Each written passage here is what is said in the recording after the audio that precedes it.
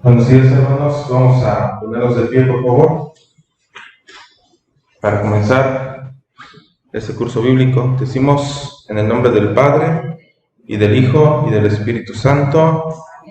Invoquemos a Dios Espíritu Santo. Ven, Espíritu Santo, llena los corazones de tus fieles y enciende en ellos el fuego de tu amor. Envía, Señor, tu Espíritu y renueva la faz de la tierra. Oh Dios, que has iluminado los corazones de tus fieles con la luz del Espíritu Santo, haznos dóciles a tu Espíritu para gustar siempre el bien y gozar de su consuelo. Por Jesucristo nuestro Señor. Dios te salve María, llena eres de gracia, el Señor es contigo. Bendita tú eres entre todas las mujeres y bendito es el fruto de tu vientre, Jesús. Santa María, Madre de Dios, ruega por nosotros pecadores, ahora y en la hora de nuestra muerte. Amén. San Rafael Guízar y Valencia, Ruega por nosotros. en el nombre del Padre, y del Hijo, y del Espíritu Santo. Amén. Tomen asiento, por favor. Miren, para mí, en lo personal, es uno de los meses más hermosos del año, porque es septiembre, mes de la Biblia. Septiembre, mes de la Biblia. Y fíjense qué hermoso que el cristiano católico tenga hoy en día su Biblia, la palabra de Dios escrita. ¿Verdad? Qué hermoso es, pues, que ya tengamos acceso a estos textos, que como lo vamos a ir viendo en los diferentes temas, pues la Biblia no cayó del cielo, sino que su proceso de formación, como se fue confeccionando, pues duró muchísimos años, desde la antigüedad. Todos los libros del Antiguo Testamento y del Nuevo, como primero fueron relatos orales, que después se pusieron por escritos en lo que había en su momento, ¿verdad? En pergaminos, y ya después, hasta nuestros días, con la imprenta, ¿verdad? Ya en los libros, y ahora los tenemos aquí de una manera muy compacta, vamos a decirlo así, y pues hasta en las diversas presentaciones, que son muy bonitas y hermosas, ya está con sus respectivas explicaciones. Entonces, como todo hoy en día, el que quiera aprender, lo puede hacer. Hay mucho material en internet, hay también muchos cursos bíblicos en YouTube, y también en las diferentes parroquias, las diferentes iniciativas que se van realizando pues a lo largo pues de todos los años, o de todo el año, de alguna época en específica, como lo estamos haciendo nosotros aquí en nuestra vicaría, que es fomentar eso en este mes de septiembre, el conocimiento de la palabra de Dios, el amor hacia la palabra de Dios. Nadie ama lo que no conoce, entonces es lo que vamos a hacer en este mes, dar a conocer la Escritura en un panorama general, para poder así conocerla, amarla y promoverla, que es lo más importante. Y ayer que estaba platicando con el padre Cipriano, pues él me decía algo importante. Dice, mira, diles que este curso no es nada más para que ellos se lo queden, sino que la intención es que se preparen para la misión de octubre en las diversas comunidades. Es decir, vamos a salir a las comunidades a dar este curso bíblico. Entonces, bueno, ya ustedes me conocen, mi nombre es Jorge de Jesús Palmeros García. Estaré compartiendo con ustedes este hermoso curso bíblico. Curso bíblico que se llama Popular. Es este librito de los apóstoles de la palabra. Es un folletito pequeñito, pero que nos va a servir para darle una mirada así general a toda la historia de la salvación que está contenida en la Sagrada Escritura.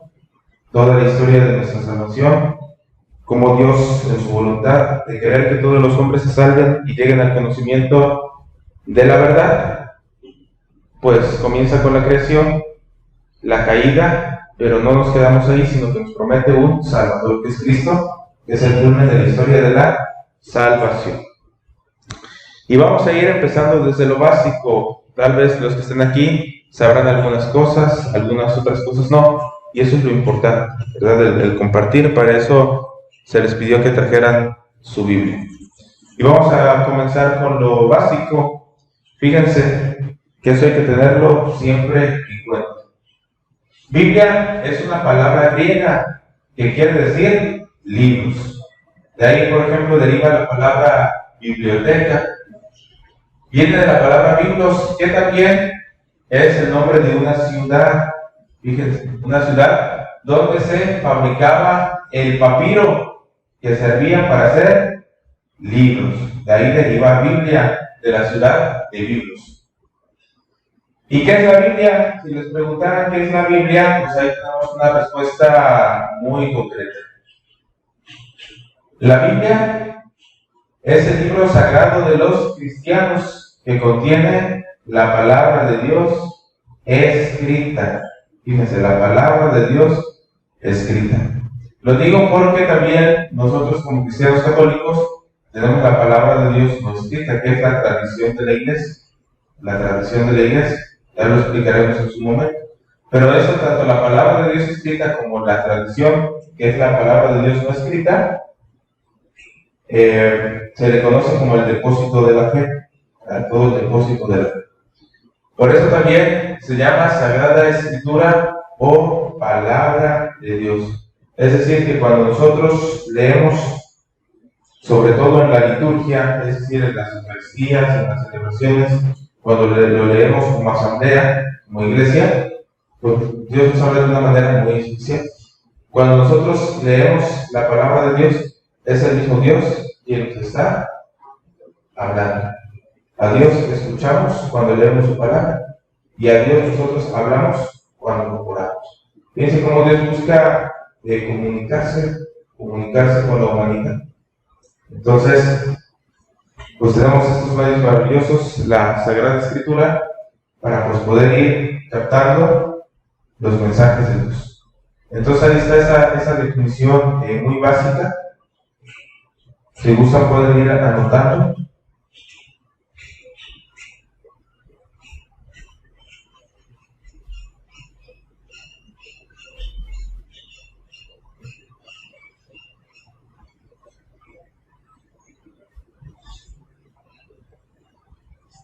Ahí está.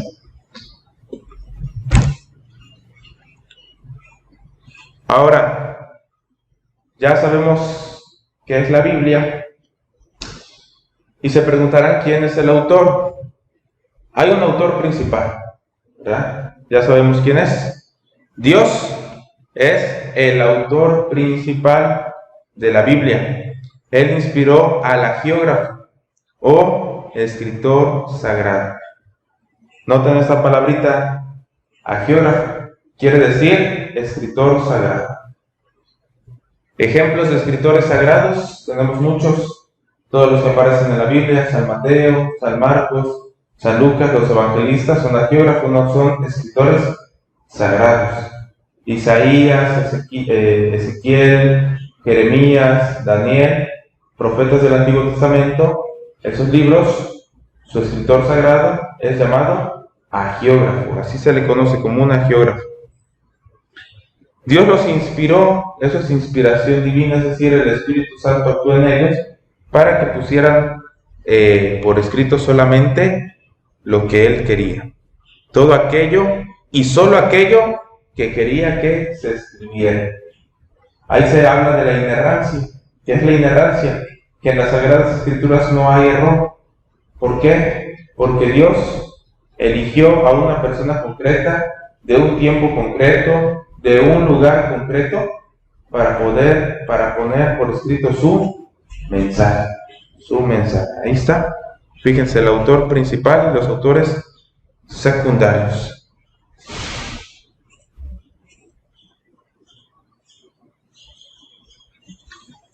Ahora algo muy básico, pero que pues es parte de nuestro curso, que vamos a compartir en las comunidades. La Biblia se divide en dos grandes partes, el Antiguo y el Nuevo Testamento. El Antiguo Testamento tiene como centro la alianza, una alianza o pacto entre Dios y el pueblo de Israel, que se hizo en el monte Sinaí por medio de Moisés, alrededor del año 1200 antes de Cristo. Esa alianza cuando el pueblo de Israel, recordarán, en ese contexto estaba esclavizado en Egipto y Dios los libera con su mano poderosa para de esta manera poder establecer con ellos una alianza. Yo seré tu Dios, tú serás mi pueblo. Y les da también sus mandamientos.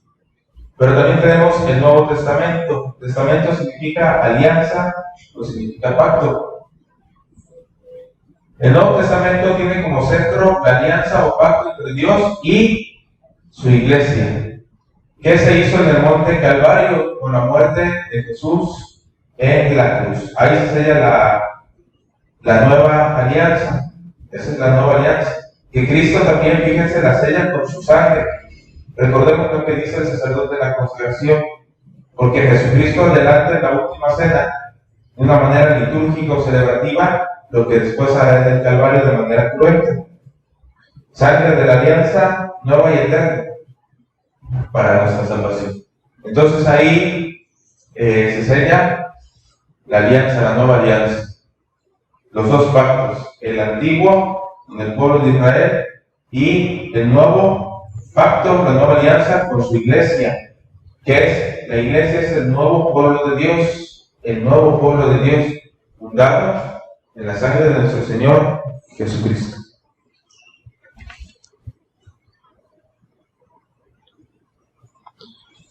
Una pregunta que se la deben de aprender y que la deben tener siempre en la mente. ¿Cuántos libros tiene la Biblia? La Biblia tiene 73 libros. 73 libros. ¿Cuántos tiene en el Antiguo Testamento? Tiene 46 libros. 46. ¿Cuántos tiene en el Nuevo Testamento? 27. 27. ¿En qué idiomas se escribió el Antiguo Testamento? Mayoritariamente en hebreo y algunas partes en arameo, que es la lengua propia de aquella región, donde, vamos a decirlo así, creció, se desarrolló el pueblo de Israel. Y el Nuevo Testamento mayoritariamente se escribió, o si no es que totalmente, se escribió en griego. El Nuevo Testamento se escribió en griego, pues que era la lengua común en ese tiempo, el griego. Algunos libros del Antiguo Testamento, también lo vamos a tocar, fueron escritos en griego, que fueron siete. Ahora, en esta división de los libros, tanto del Antiguo y del Nuevo Testamento, podemos clasificarlos. Tenemos lo que se les conoce como también los libros protocanónicos. Así se les conoce, libros protocanónicos. El sufijo pro quiere decir primero. ¿Ya vieron? Pro quiere decir primero. Y después dividimos la palabrita y tenemos la palabra canon. La palabra canon quiere decir medida. Canon viene de caña, una caña, ¿verdad?, que antes se ocupaba para medir. Entonces, protocanónico quiere decir algo así como de la primera medida o de la primera norma. Fíjense, canon quiere decir medida, norma o regla. Todo eso significa canon. Los libros protocanónicos son aquellos que desde un principio fueron aceptados como palabra de Dios, sin problemas. Esos libros fueron aceptados primero como palabra de Dios y que por lo tanto fueron incluidos en el canon o lista de libros considerados como regla de fe. Fíjense, primeros libros que fueron reconocidos como regla de fe. A diferencia de los deuterocanónicos, hay unos libros que se llaman deuterocanónicos. ¿Cuáles son esos? Primero hay que entender la raíz de la palabra. Deuteros quiere decir segundo, es decir, de un segundo reconocimiento. La comunidad, tanto judía como la comunidad cristiana, pues hicieron una revisión de los libros sagrados, ¿verdad? Y dijeron, no, pues este también lo podemos considerar inspirado porque coincide con lo que creemos, con lo que nos han heredado de la fe, la tradición, y no hay error, no hay error. Entonces, se hace una segunda revisión. Deutero quiere decir segundo, y los libros deuterocanónicos son aquellos libros que en un segundo tiempo fueron incluidos en el canon o la lista de los libros inspirados. Son deuterocanónicos en el Antiguo Testamento los siguientes libros, fíjense, son 7. Deuterocanónicos del Antiguo Testamento tenemos el libro de Tobías, tenemos el libro de Judith, Sabiduría, Baruch, Eclesiástico, primer y segundo libro de los Macabeos. ¿Cuántos deuterocanónicos del Antiguo Testamento tenemos? 1, 2, 3, 4, 5, 6, 7. ¿Ya vieron? Bueno, les tengo un dato curioso. Los hermanos protestantes o los hermanos separados, los cristianos no católicos, no tienen estos libros en sus Biblias. No los tienen. ¿Cómo reconocer una Biblia católica de una Biblia no católica? Primero que nada, en las primeras páginas de la Biblia, una Biblia católica va a tener un sello y un imprimatur o un nihil obsta, que quiere decir nada impide para que se imprima. Y regularmente va firmada por un arzobispo o un obispo de la Iglesia Católica. De cualquier diócesis o de cualquier secretaría del Vaticano, la Biblia católica siempre va a venir con el permiso de su publicación de un obispo católico. A diferencia de las Biblias no católicas, que no traen pues ese sello. De ahí también podemos distinguir una Biblia católica de una no católica en relación a los libros deuterocanónicos del Antiguo Testamento. Si la Biblia católica tiene 73 libros y le quitamos 7, ¿cuánto nos queda? 66 libros. Entonces, estos nunca los van a encontrar en una Biblia no católica. ¿Por qué no los van a encontrar? ¿Se acuerdan que platicábamos del canon, de los libros canónicos y los deuterocanónicos? Bueno, los judíos en su canon, fíjense, estoy hablando de los judíos, en su canon, en su lista de libros inspirados, únicamente ellos como criterio aceptaron los libros que se escribieron en hebreo, en la lengua propia del pueblo de Israel, hebreo arameo. Estos libros, aunque son del Antiguo Testamento, se escribieron en griego. Y entonces los judíos dijeron, esos no los aceptamos, porque consideraban que el hebreo era la lengua de Dios. Entonces dijeron, esos nosotros no los aceptamos. Los hermanos separados, cristianos no católicos, siguieron ese mismo criterio. Tomaron únicamente la lista de libros inspirados de los judíos, teniendo como base el criterio que ya mencioné, que hubieran sido escritos en arameo o hebreo. Y estos, como fueron escritos en griegos, los judíos no los aceptaron y por ende los cristianos no católicos tampoco. Los cristianos católicos sí los aceptamos. ¿Por qué? Porque en su lectura, en todo lo que tienen escrito, pues hay una fuente de sabiduría grandísima, y aparte de eso no tienen nada contra la fe. La misma iglesia, es decir, la comunidad de cristianos, los va aceptando como inspirados, porque también todas sus enseñanzas están con relación a todo lo que dice la Sagrada Escritura. No hay error. Y por otras cosas más que pudiéramos mencionar. Entonces, ya saben un dato curioso para poder distinguir una Biblia católica de una no católica. Pero ¿qué creen también? En el Nuevo Testamento hay libros deuterocanónicos, es decir, de una segunda revisión. Vamos a ver cuáles son esos libros deuterocanónicos. Tenemos la carta a los hebreos, que mucho tiempo se pensó que esta carta era de San Pablo, pero ya estudios más recientes han dicho que no es de San Pablo, es de otro autor. Tenemos la carta a Santiago, que es una carta hermosísima, yo se la recomiendo que la lean, su lectura es de mucho provecho para nuestras almas.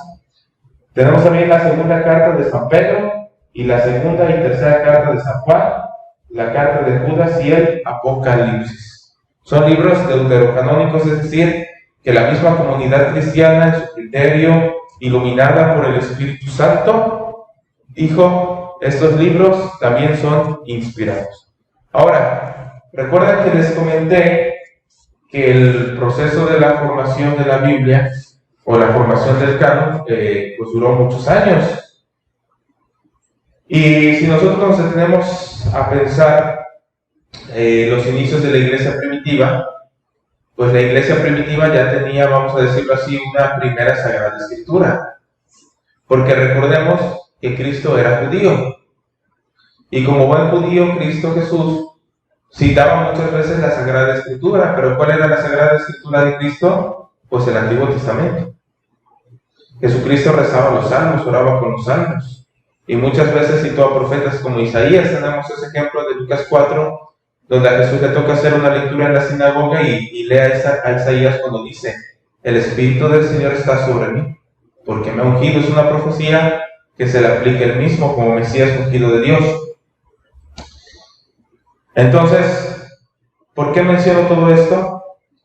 Porque la primera comunidad cristiana inicia con ese Antiguo Testamento, pero ya después ella, la misma iglesia, cumple en un primer momento el mandato de Cristo y predica. No tenía el Nuevo Testamento los primeros cristianos, simplemente relatos orales. El Evangelio en un primer momento fue pura tradición, es decir, fue transmitido, fue heredado con puros relatos orales, que ya después, años después, se pusieron por escrito. ¿Sí estamos? Se pusieron por escrito y pues ya de esa manera se fue confeccionando el Nuevo Testamento. Ahora, no era así como que la iglesia dijera, este libro es inspirado o este no, sino que ellos, la comunidad cristiana decía, a ver, ya tenemos estos libros escritos. Por ejemplo, los evangelios, Mateo, Marcos, Lucas y Juan, ¿no? ¿Y qué decía la comunidad cristiana? El autor es verídico, el autor es de confianza, sí. El autor, lo que pone por escrito coincide con lo que nos predicaron los apóstoles, sí. Nada se opone a las enseñanzas de los padres apostólicos, o más bien de los apóstoles, de lo que nos fue transmitido, sí, no se opone nada. ¿Ok? Entonces ese libro es inspirado. A diferencia de otros que vamos a ver, que se les conocen también como los apócrifos, que es lo que viene, donde pues hay relatos de tipo fantasioso o que no coinciden con la fe, entonces esos no se consideran como inspirados. No quiere decir que no existan, simplemente que los escribió algún autor con mala intención tal vez de desvirtuar la doctrina cristiana. Fíjense. Miren, en relación al Antiguo Testamento, el motivo de las dudas vino del hecho por estar escritos en griego y no en hebreo. Eso en relación al Antiguo Testamento. Los judíos no los incluyeron en su canon bíblico, que era lo que ya les explicaba, cuando formaron la lista de los libros inspirados 2 siglos después de Cristo. Por lo que se refiere al Nuevo Testamento, el motivo de las dudas vino del hecho de que estos libros no parecía que tuvieran como autores a las personas señaladas. Como por ejemplo, el libro de los que mencionábamos, por ejemplo, el Apocalipsis del apóstol San Juan, se pensaba que no lo había escrito él, pero ya después se llegó a la conciencia de que ciertamente tal vez él no lo escribió directamente, sino algunos de sus discípulos. ¿Y por qué se le puso Apocalipsis y por qué se le atribuye a San Juan cuando seguramente no lo escribió él? Bueno, se le atribuye porque sus discípulos tenían la misma mentalidad de San Juan, fueron educados en esa escuela de San Juan y lo pusieron por escrito. Así pudiéramos decir de las cartas de Pedro, ¿verdad? También Pedro pues no sabía escribir, era un pescador y seguramente tuvo algún secretario que puso por escrito todo aquello que él le iba a narrar. Entonces por eso surgieron las dudas del Nuevo Testamento. Después de una atenta reflexión, la jerarquía católica, es decir, los pastores, los obispos, presbíteros, los diáconos, aceptaron como inspirados por Dios los libros deuterocanónicos del Antiguo Testamento por dos razones. Primero, los judíos ya no contaban con ninguna autoridad para decidir en cuestiones bíblicas, porque ya Cristo le había dado toda la autoridad a Pedro y en este caso también a los obispos, a los pastores designados por ellos, por Pedro y por el colegio apostólico. En efecto, Jesús dio toda autoridad a su iglesia guiada por sus pastores. Recordemos lo que dice Jesús en el Evangelio, referido a los obispos o a los apóstoles, porque son palabras dirigidas a los apóstoles. El que los escucha a ustedes, a mí me escucha. El que ustedes los rechaza, a mí me rechaza. Son palabras dirigidas a los apóstoles y sabemos que los obispos son sucesores de los apóstoles. La razón de la lengua, que es el punto 2, no tiene sentido, puesto que todo el Nuevo Testamento fue escrito en griego. Si decían los judíos, no aceptamos esos libros porque están en griego, los 7 que mencioné, primero los deuterocanónicos del Antiguo Testamento, pues la iglesia sí acepta esos del Antiguo Testamento porque dicen, nuestro Nuevo Testamento fue escrito en griego y la razón de la lengua para nosotros no tiene ningún sentido. Lo importante es el mensaje que contiene ahí la palabra de Dios. E incluso si nos pusiéramos, vamos a decirlo así, radicales o muy estrictos, si yo quisiera leer la Sagrada Escritura original, yo tendría que saber hablar, o más bien, o a lo menos saber interpretar el arameo o el hebreo. Y pues no nos vamos a poner a estudiar todo eso. Gracias a Dios tenemos muchos traductores, ¿verdad?, que hacen esta hermosa labor de poder traducir las Sagradas Escrituras y ponerlas ya tenerlas en nuestra lengua propia. Eso es una bendición muy, muy hermosa. Por lo que se refiere al Nuevo Testamento, en un segundo tiempo se aceptaron los libros en duda, los que ya mencionábamos igual, los deuterocanónicos del Nuevo Testamento, por aclararse su autor, lo que ya mencionaba, ¿verdad? A lo mejor no lo escribió Pedro, pero sin embargo algún discípulo de Pedro sí lo escribió, que se formó en la escuela de Pedro, por así decirlo, y puso por escrito su libro, o su carta. Y especialmente, ¿saben por qué más fueron aceptados? Por encontrarse su doctrina completamente conforme a la tradición. Es decir, que no se oponía en nada a la enseñanza de la iglesia primitiva, que todo coincidía con las enseñanzas de Cristo y de los apóstoles. Los protestantes aceptan el canon judío, por lo que se refiere al Nuevo Testamento, aceptan el canon de la Iglesia Católica. Es decir, los judíos únicamente en su Antiguo Testamento tienen 39 libros. Sin embargo, los deuterocanónicos del Nuevo Testamento, que la Iglesia Católica sí los aceptó, también los protestantes o los hermanos separados los aceptan. Y fíjense que esto es muy curioso porque si nos hiciéramos esta pregunta, ¿quién inventó la Biblia? La Biblia como la conocemos hoy, lógicamente, ¿verdad? Pues pudiéramos decir que la iglesia nace en la Iglesia Católica, porque es la misma comunidad la que va recolectando los escritos, ¿verdad? Aquí tengo una carta de Pablo, aquí tengo otra, la de los tesalonicenses, filipenses, colosenses, tengo las 2 cartas a los corintios. Eso no estaban en un libro, eran cartas para comunidades, ¿no? Y ya después la iglesia lo recolectó, ¿verdad? Y fue como se fue formando la Biblia. Lo mismo con las cartas católicas o universales, las que no son de Pablo, ¿verdad? La de Santiago, las de Pedro, las de Juan, la de Judas, la de Hebreos, etc. La Biblia nace en la iglesia, es un libro de la comunidad para la comunidad, ¿verdad? Qué hermoso. No cayó del cielo, es un libro que se fue formando porque la misma comunidad reconocía que eso coincidía con la fe. Esos libros, en su memoria colectiva, estaban en la enseñanza de los apóstoles. Fíjense qué hermoso. Por eso también, lo menciono aquí, la interpretación que se le da a la Escritura debe ser de acuerdo a lo que nos enseñan los obispos y los sacerdotes. Por eso ustedes ven que en sus Biblias hay comentarios pequeñitos, y esos comentarios los han escrito autores católicos. Hablo obviamente de una Biblia católica.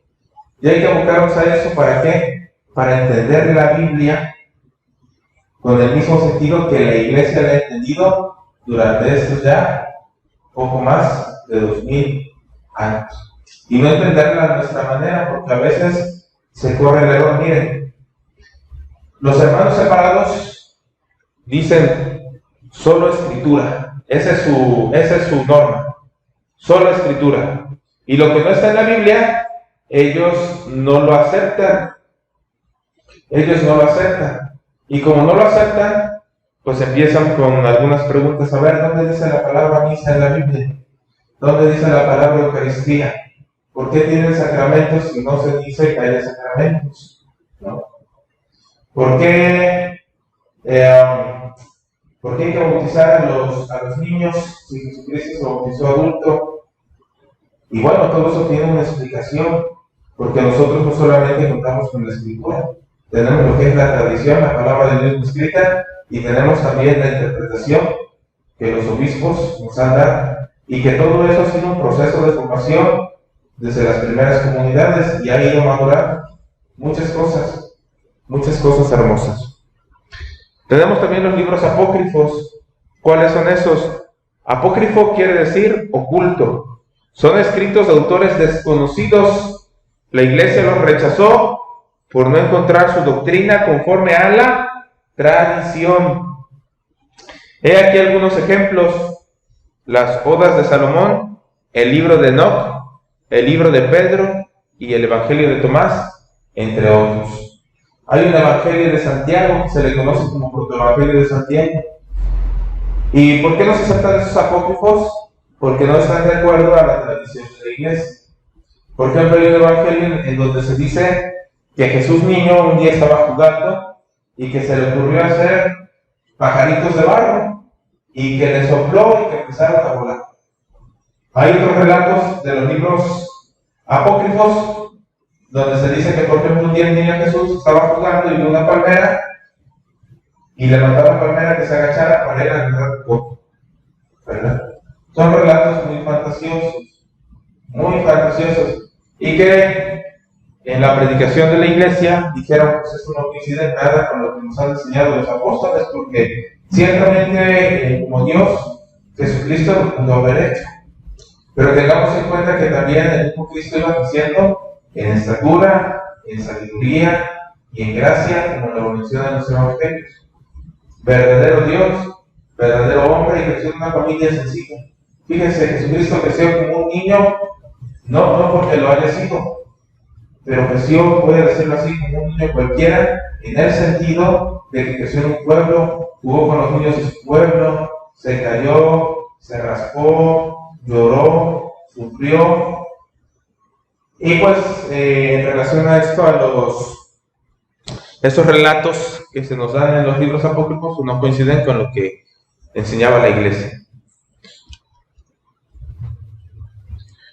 Bueno, el tiempo en el que se escribió la Biblia se empezó a escribir con Moisés, básicamente unos 1250 años antes de Cristo, y se terminó con el apóstol San Juan, unos 100 años después de Cristo. Ahora aquí quiero hacer una aclaración. Miren, se pensó por mucho tiempo, e incluso así lo dicen varias tradiciones, que el autor del Pentateuco es Moisés. Hay una tradición que así lo dice.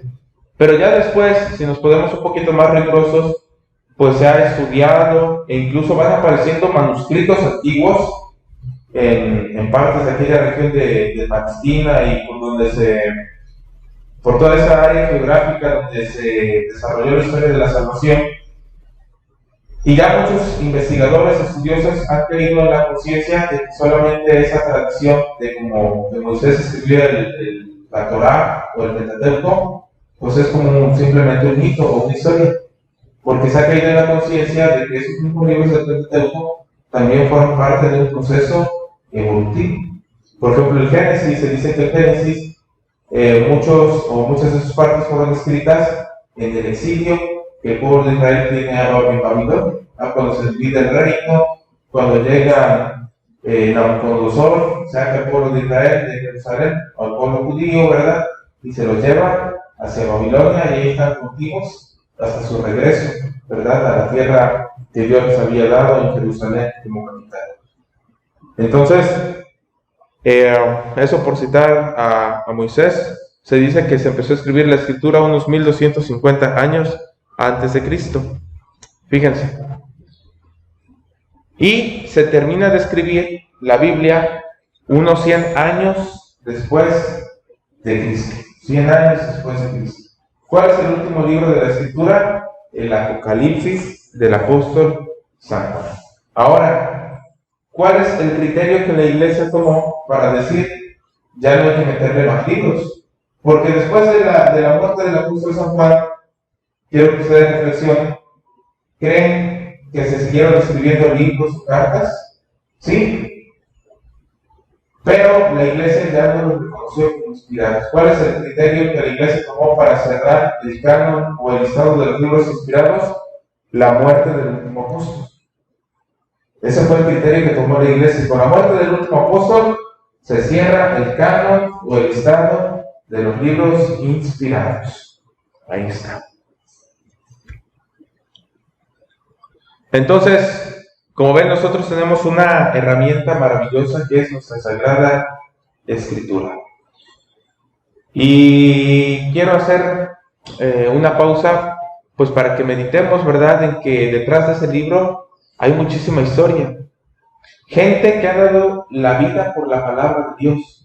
Si pensamos, por ejemplo, en los macabeos, pensamos en los apóstoles que murieron y dieron su sangre por dar testimonio de la palabra de Dios. Fíjense, qué hermoso.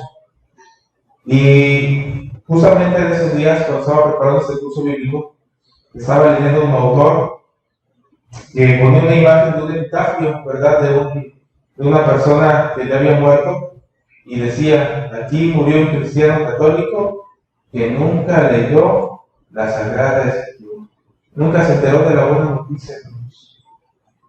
Qué triste, ¿verdad? Qué triste que un cristiano católico no sepa qué es la Biblia. Qué triste que un cristiano católico no sepa cómo se divide la Escritura. Qué triste que un cristiano católico no sepa que la palabra de Dios es alimento que fortalece. ¿Qué nos dice San Mateo en el capítulo 4, versículo 4? No solo de pan vive el hombre, sino de toda palabra que sale de la boca de Dios. El Salmo 118: lámpara es tu palabra para mis pasos, luz en mi sendero. La palabra de Dios es una espada de doble filo que llega hasta lo íntimo de nuestras almas. Toda palabra, dirá San Pablo, es buena para corregir, para enseñar. Qué hermoso, hermanos, que nosotros nos volvamos promotores de la Sagrada Escritura y que Dios siempre bendice a aquellas personas que se dedican a promover su palabra, promover la Escritura. Por eso, cuando alguien te diga: oye, enséñame a manejar la Biblia, le puedes enseñar de una manera muy sencilla. Miren, sobre el manejo de la Biblia. Alguna vez el Padre Cipriano, como ha comentado en sus homilías, lo que yo les voy a decir aplicado a la Biblia, pero él lo ha comentado en relación al rosario. El Padre ha dicho que a veces a los niños chiquitos se les alaba o causa mucha gracia cuando un niño sabe ocupar un celular o una computadora. Y alguien dirá: pues es que ellos ya nacieron con eso, ¿verdad? Ya nacieron con la tecnología. Pues sí y no. Porque ciertamente sí, en el sentido de que ya sus papás, sus tíos, como los niños ven que el papá y la mamá ocupan el celular y la computadora, pues el niño pues casi aprende en automático, ¿verdad? Porque lo ve y la experiencia le mueve, le quita, le pone aplicaciones y lo hace. Y a veces el niño no sabe cómo rezar el rosario, pero son oraciones muy básicas, muy sencillas, y lo único que se hace en el rosario es pasar de una cuenta a otra, de una bolita a otra. Y lo mismo podríamos decir de la Escritura. La Sagrada Escritura, si los niños en sus casas ven que el papá o la mamá la manejan, pues el niño empieza a ver, empieza a darle vuelta, a ver qué libros, que se divide en capítulos y en versículos. Entonces, pues es lo mismo. Miren, sobre el manejo de la Biblia es un conjunto de libros muy extensos. Es muy importante saber cómo manejarla para poder buscar inmediatamente la parte que se quiere. He aquí algunas indicaciones prácticas. Antes que nada hay que buscar el índice general de la Biblia. Ahí van a buscar ustedes su índice general, ¿verdad? A ver, índice general. En algunas Biblias este índice se puede encontrar al principio y otras veces se puede encontrar hasta el final. Ya que están ubicados en su índice, en el índice, en la parte izquierda, se encuentran algunas palabras, una escrita debajo de otra, es decir, un listado. Esa lista es los libros que contiene la Biblia. Y ahí van a encontrar, por ejemplo, Génesis, Éxodo, Levítico, Deuteronomio, los libros históricos, por ejemplo, Josué, Jueces, Macabeos, Crónicas, etcétera, etcétera, etcétera. Y a la derecha van a encontrar palabritas que son así como abreviaturas de los libros. Por ejemplo, Génesis, ahí muestra cómo es la abreviatura, una GN, Éxodo, EX, Levítico, LB. Son los nombres de los libros en forma abreviada. Más a la derecha hay un número de la página de la Biblia, en el que empieza el libro del Génesis, del Éxodo, del Levítico, etc. Ahí ustedes pueden checar su índice de la Biblia y ahí van a ver esto que les estoy comentando. Los libros, fíjense, al empezar la lectura de un libro se encuentra el número 1 en grande. Después de alguna página se encuentra el número 2 en grande y así en adelante. Los números grandes en X libro de la Biblia va a significar el capítulo.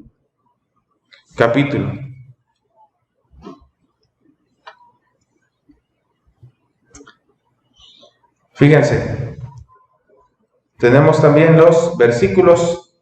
Cada capítulo se divide en partecitas chiquitas que son señaladas por numeritos, llamados versículos.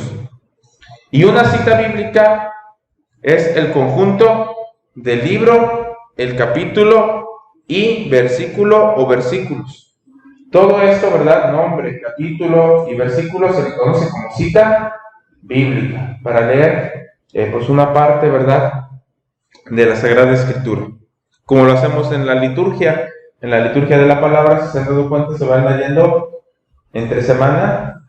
Por ejemplo, ahorita el Evangelio de Mateo va a ser lecturas seguidas, salvo alguna fiesta en especial, se interrumpe tantito el leccionario, pero después se le vuelve a dar continuidad. Lo mismo pudiéramos mencionar con los evangelios de los ciclos dominicales, A, B y C, que también, de acuerdo al ciclo, también se va leyendo de una manera también seguida cierto evangelio, ya sea de Mateo, Marcos o Lucas.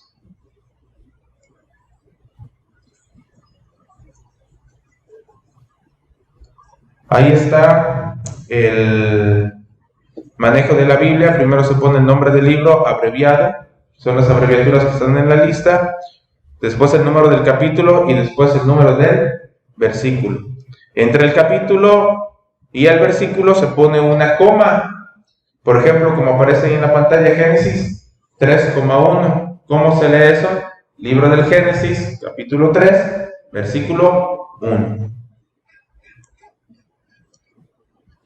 Si se quieren señalar varios versículos juntos, se tienen que indicar primero y el último versículos poniendo un guión entre ellos. Se lee así: Evangelio según San Juan, capítulo 3, del versículo 16 al versículo 19. Si se quieren señalar distintos versículos sueltos de un mismo capítulo, hay que poner un punto entre un versículo y el otro. Por ejemplo, Mateo, capítulo 8, después de la coma, versículo 3, hay un punto y versículo 8 y versículo 15. Si yo quisiera leer versículos separados de un mismo capítulo, se escribe así: El punto quiere decir y. Hay otra manera de escribir citas bíblicas, por ejemplo, una S. Después de un numerito quiere decir y siguiente. O dos S que quiere decir y siguientes. Ejemplo, Éxodo capítulo 3, versículo 1 y siguiente. ¿Verdad? El inmediato. O por ejemplo, el que sigue, Levítico capítulo 1, versículo 2 y siguientes, ¿verdad? Hasta que acá, los siguientes versículos. Es una manera también de poder escribirlos. También las citas bíblicas pueden abarcar distintos capítulos. Por ejemplo, Génesis capítulo 3, versículo 1 al capítulo 4, versículo 3. Ahí está. ¿Ya vieron cómo hago la cita de un capítulo a otro capítulo?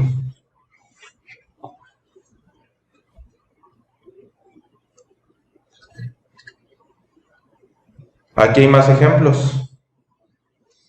Por ejemplo, Génesis 4-11. ¿Qué significa eso? Que voy a leer el del capítulo 4 hasta el capítulo 11. Eso se ocupa más en estudios bíblicos. Por ejemplo, el librito que les mencionaba, de donde vamos a tomar ese curso, pues se dice, a ver, hay que hacer ciertas lecturas de tarea, o aquí en el grupo, y muchas veces vamos a encontrar citas como de ese tipo, ¿verdad? Génesis capítulo 4 hasta el 11, del 4 al 11. Les digo, eso se ocupa más así como en estudio. Cuando nosotros anotamos en la libreta citas bíblicas, se debe de poner punto y coma entre cada una. Por ejemplo, aquí tengo varias citas bíblicas. Génesis capítulo 8, versículo 1. Éxodo capítulo 3, versículos del 4 al 8. Y ya ven cómo voy poniendo un punto y coma entre cada libro, entre cada cita bíblica. Si tú vas a escribir varias citas bíblicas de una enseñanza, debes de poner punto y coma entre cada una de ellas. Y así escribes todas las citas bíblicas que tú quieras, con punto y coma. Ahora, también se puede dar el caso que encontramos un número antes de la sigla que señala cierto libro. Sirve para diferenciar a los libros que tengas o que tengan un mismo título. Ejemplo, Primera de Corintios se lee así, ¿verdad? Primera carta de San Pablo a los Corintios. Si tiene un 2 antes de las siglas o antes de las letras, quiere decir que es la segunda carta de San Pablo a los Corintios. Lo mismo pudiéramos decir para las cartas de San Juan.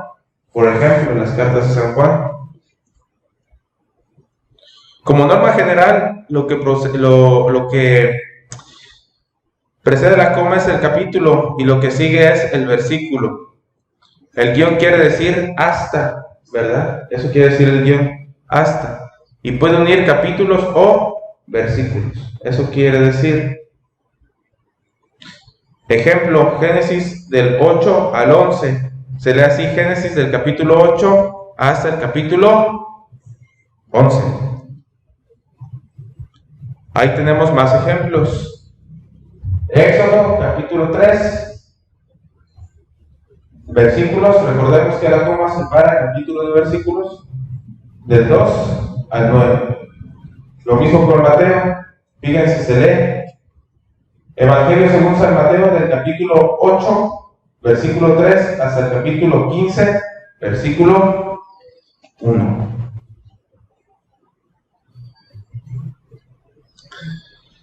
Es importante que ya que nosotros sabemos manejar nuestra Biblia, hagamos el esfuerzo por hacer una lectura bíblica. Para tener una auténtica mentalidad cristiana es necesaria la lectura constante de la palabra de Dios. Para tener una mentalidad, ¿qué? Cristiana. ¿Qué quiere decir eso? Conforme a lo que piensa Cristo. ¿Por qué creen que nuestra sociedad hoy en día no tiene una mentalidad cristiana? Pues porque no leen la palabra. ¿Por qué creen que hay tantos asesinatos, robos, delincuencia? Pues no hay mentalidad cristiana, porque no se fomenta muy seguido la lectura de la palabra de Dios en las familias. Si se fomentara la lectura de la palabra, estaríamos haciendo una gran labor para fomentar mentalidad cristiana en nuestras casas. Así uno se va llegando del pensamiento, se va llenando del pensamiento de Dios y su vida va cambiando, aunque no se dé cuenta. Muchos de ustedes cuando empezaron a venir a la iglesia, pues tenían una mentalidad distinta a la que ahora tienen. Por ejemplo, hay gente que ya está en la iglesia, ya se ha convertido y que ya está a favor de la vida. Pero cuando entraron, esas personas, vamos a decirlo así, tal vez estaban a favor del aborto. Y ya después, escuchando la palabra de Dios, escuchando la predicación, se dieron cuenta que el aborto es un crimen gravísimo. Y por eso su mentalidad cristiana fue cambiando, ¿verdad? Poco a poco, pero eso con la lectura de la palabra de Dios. Unos 10 a 20 minutos de la lectura diaria de la Biblia pueden transformar la vida del creyente en pocos años. ¿Por dónde empezar? Después de tener una visión general de todo el panorama bíblico que se puede conseguir mediante este curso, es recomendable empezar una lectura sistemática por el Nuevo Testamento. Miren, justamente la semana pasada alguien me preguntaba, oye, ¿puedo empezar a leer la Biblia del Génesis hasta el Apocalipsis? Y él decía, no, es un error. Y dice, ¿y por qué? Le dije, porque los libros del Antiguo Testamento cuestan un poco más para que los puedas entender. Sin embargo, los del Nuevo Testamento son más sencillos, además de que el Nuevo Testamento tiene la plenitud de la revelación. Sabemos que la plenitud de la revelación es Cristo Jesús. Entonces, se recomienda empezar leyendo los Evangelios. Empezar leyendo los Evangelios. Los Hechos de los Apóstoles, leer lo que resta del Nuevo Testamento hasta llegar al Apocalipsis, y ya después, ahora sí, puedo comenzar con los del Antiguo Testamento.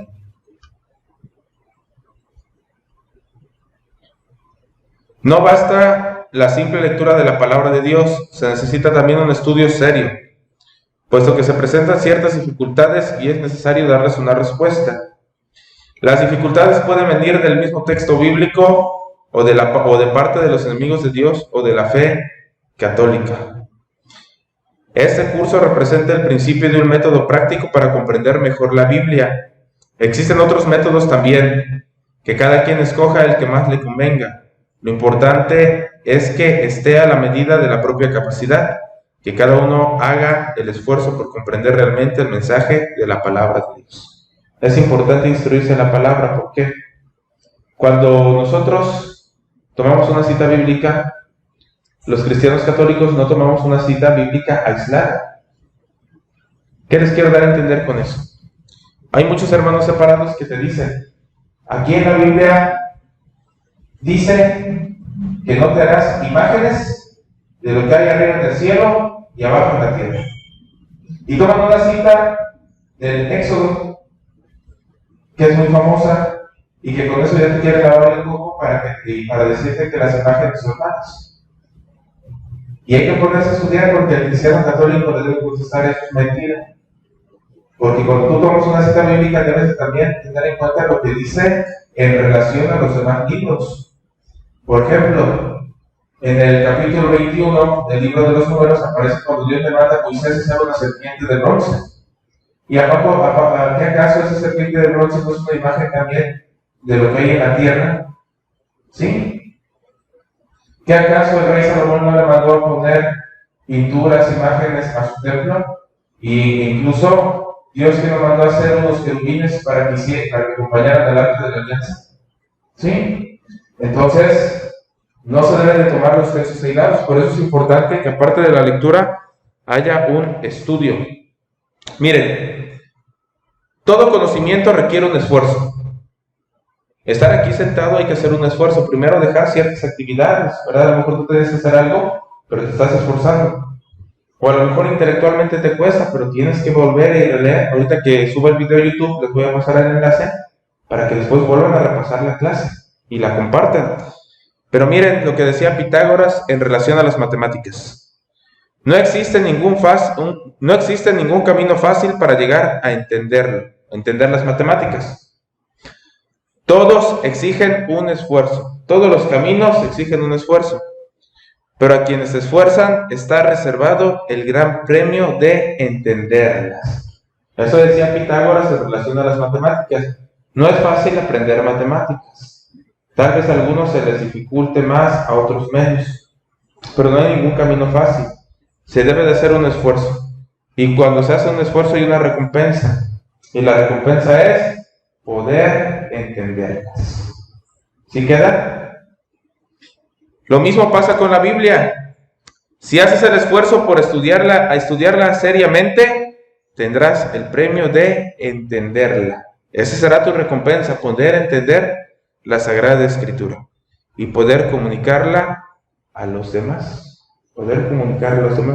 Fíjense que cuando vengan a adorar al Santísimo, porque hay muchas adoradoras, pues vengan con su rosario, vengan con su Biblia, y ahí delante del Santísimo pueden hacer una oración, una lectura, una meditación de la palabra de Dios.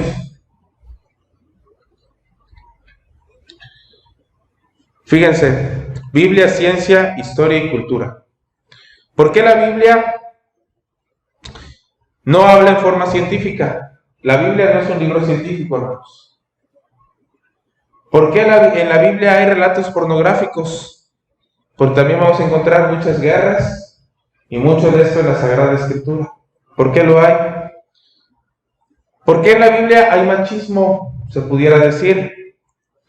¿No será la Biblia un libro de historia y nada más? Son preguntas que van surgiendo. Estas y otras preguntas se presentan al que desconoce el sentido auténtico de la Biblia. En relación a lo científico, cuando se dice que Dios creó el mundo en 6 días y en el 7º descansó, a ver, pero ¿cómo es posible que la Biblia enseñe eso cuando se ha comprobado científicamente que el mundo, que el universo se formó durante mucho tiempo, millones de años? Es que la Biblia no es un libro científico, hermanos. La Biblia tiene que ver en relación a nuestra salvación. Y también hay que entender que eso que se dice del Génesis se dice en relación a la mentalidad de los judíos al decir que el número 7, es decir, la totalidad de la creación, y el 7 que expresa totalidad, quiere darnos a entender que Dios creó todo cuanto existe con todo lo que tiene. Ese es el mensaje que tiene la Escritura. No quiere decir que Dios un día realmente creó esto, otro día esto, otro día esto. Hay que saberlo entender, porque la Biblia no es un libro de ciencia. Es un libro que tiene que ver en relación a nuestra salvación. La Biblia esencialmente relata una historia de amor entre Dios y su pueblo, es decir, la historia de la salvación. Y en esta historia hay todo. Fíjense, en la Biblia vamos a encontrar luces y vamos a encontrar sombras. Como por ejemplo el rey David, cuando Dios lo llama, cuando Dios lo unge como rey a través del profeta Samuel, pero también el mismo rey David cae en pecado. Hay luces y hay sombras, y eso con la mayoría de los personajes bíblicos. Hay también santidad y pecado, y también vamos a encontrar creencias, costumbres y enseñanzas de los diferentes tiempos en los que se fue escribiendo la Sagrada Escritura. Cada geógrafo presenta la enseñanza envuelta en la cultura de su tiempo y su ambiente, es decir, cada autor sagrado. Lo que hay que hacer es descubrir en cada hecho el plan de Dios, liberándolo de los elementos culturales. En esta tarea la acción de la Iglesia es fundamental, puesto que a ella Jesús le confió la misión de predicar el Evangelio. Por lo que se refiere a los fenómenos naturales, la Biblia presenta un lenguaje popular que sirve para dar una enseñanza que vale para siempre.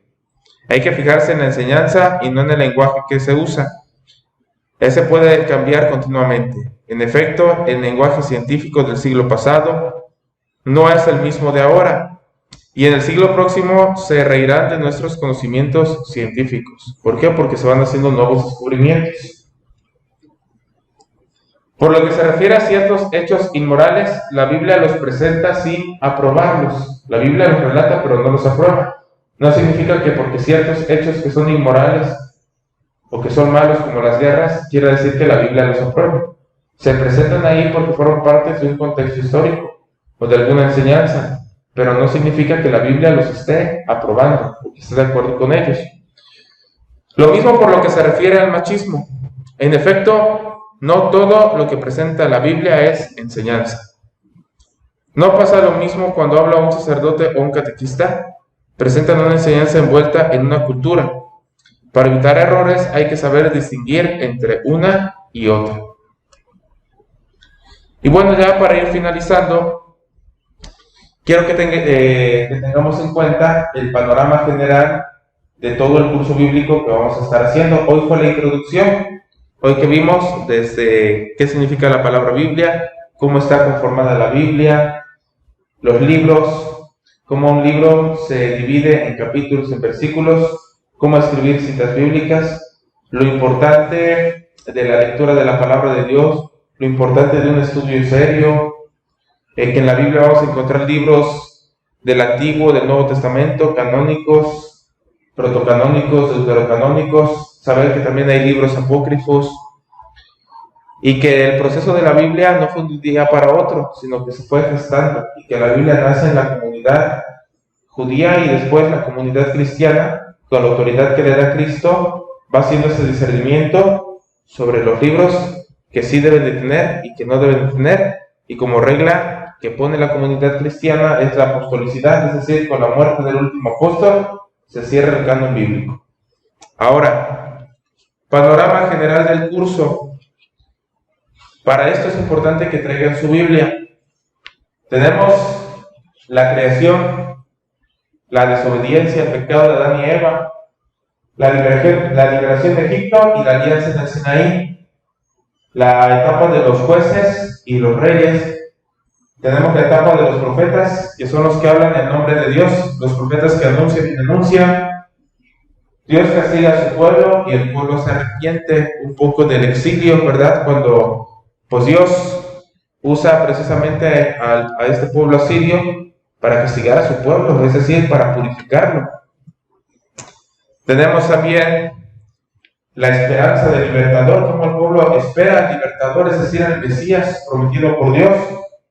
La llegada de este Mesías, Jesús, el Salvador del mundo.